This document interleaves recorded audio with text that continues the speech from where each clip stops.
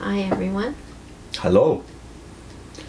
In the prior segment, Ray has been detailing the response to a survey the Watchtower had commissioned throughout the branches in the world to get their viewpoints on the relationship between the policies of the Watchtower and the consciences and the perceptions or understandings of the local brothers in every branch. And at the end of the last segment, we quoted Ray's response to the question put forward by the Nigerian branch committee, and that question was, if something is wrong scripturally, then why should a court order make it all right to do it? Ray goes on, the questions themselves illustrate how the organization's policies have led to technical complexities as well as to confusion on the part of men sincerely seeking to be guided by God's own word. Illustrating to what extremes the organization's concept could and did lead, consider this remarkable situation and stand presented by the branch committee in Sweden. Quote, even in such instances where our brothers have been offered to perform their national service training at their ordinary place of work, for example, at a county administration or the state railways, they refused because they have held that they could not accept any substitute whatsoever for the national service training, not even if this was purely civil or even meant that they could stay on in their ordinary daily occupations. Incredible as it may seem, that is actually the stand taken in the country on the basis of the organization's policy, namely that even where the authorities, bending over backwards to accommodate the witness's religious position, in some cases offered to let their regular, customary job be counted as done in place of such training, they must refuse. This is not due to convictions personally arrived at by the Swedish witnesses. It is due to being so sensitized by the organization's policy decreeing that substitute work was the equivalent of military service that any offer of any kind had to be refused. Following a zone trip to branch offices in Scandinavian countries, Robert Wallen, the secretary for the service committee of the governing body, expressed his concern to me on this matter. He related a conversation with one Scandinavian witness who said, quote, if I accept the government's assignment of alternative service, they will assign me to work in a hospital here in my area, and I will be able to live at home with my family. But the society's policy is that I cannot do this and must refuse. I will then be arrested, tried, and sentenced, and the court will again assign me to work in a hospital. But this time, it will be in another part of the country.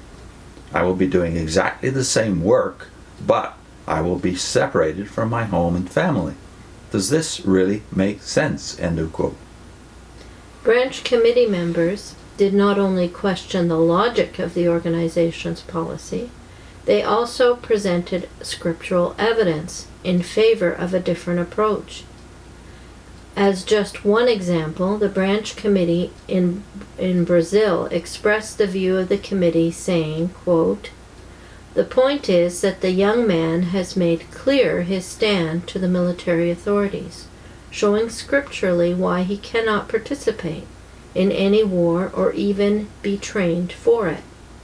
So what scriptures could be used to show that it would be improper to do civilian work ordered by the authorities, since he has made clear his scriptural stand? This, that is, doing such assigned civilian work, seemed to be supported by, and using the New World Translation, they quote Matthew 5:41, if someone under authority impresses you into service for a mile, go with him 2 miles. Then in Romans 13:7, quote, render to all their dues, to him who calls for the tax, to him who calls for the tribute, to him who calls for fear, such fear, to him who calls for honor, such honor. And Titus 3:1-3. Continue reminding them to be in subjection and be obedient to governments and authorities as rulers, to be ready for every good work, to speak injuriously of no one, not to be belligerent, to be reasonable, exhibiting all mildness toward all men.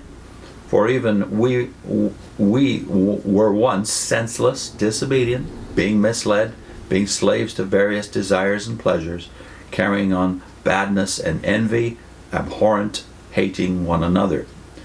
And lastly, 1 Peter 2:13 and 14. For the Lord's sake, subject yourselves to every human creation, whether to kings as being superior, or to governors as being sent by him to inflict punishment on evildoers, but to praise doers of good. When you look at these texts, I think I'm reminded anyway that we don't, if we're witnesses, make a clear distinction between war, military, and governments and superior authorities. Like taxes. That Yeah. we're supposed to be obedient. For instance, in the text Matthew 5:41, if someone under authority impresses you into service for a mile, go with him too. Well, usually that would have been for a person living in the Israel of Jesus' day, a Roman centurion, let's say, or soldier, just ordering you to do something for him in a specific circumstance, like carry some of his equipment or whatever. Right. You didn't have the option of saying no. But I suppose a witness in such circumstances, using this kind of logic, this kind of equivalence logic, would have to say, no, I can't do any favor for a soldier who amounts to a policeman in those days, in that circumstance. I can't do any favor for a local policeman or a soldier because he's part of the military. Yeah. Even Titus, the Titus scripture is a good one because the word that stuck out to me was reasonable. Are we being reasonable? So this brother's question, does it really make any sense what you're asking me to do, since I'll be doing the same work but inconveniencing myself and my family? You know, that's a detriment to the family life. And I think in this specific area, the struggle that the brothers are having at this point, and especially the older men on the governing body, is because of the change in policies over the years, especially with Romans 13.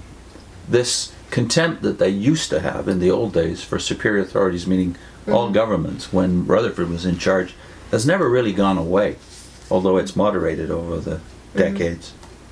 In the next segment, Ray gets to contrast the narrowness and the rigidity of the governing body members with the more balanced attitude showed by elders on branch committees across the world. And he can't help but see that the governing body are motivated far more by policy than the local brothers tend to be. Yeah. Next time.